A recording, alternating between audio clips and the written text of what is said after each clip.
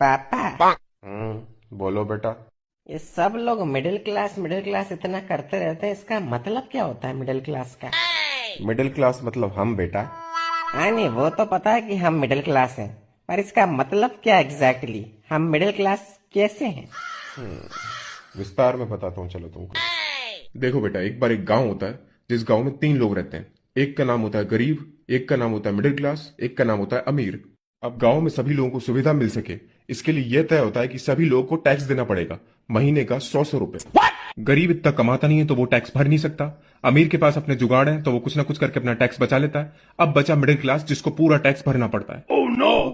फिर तो middle class को पूरी सुविधा मिलती होंगी ना पापा, क्योंकि वो पूरा टैक्स भर रहा है। नहीं बेटा, सुविधा मिलती है गरीब को क्योंकि वो गरीब है, और अमीर को क्योंकि उसके पास ताकत है।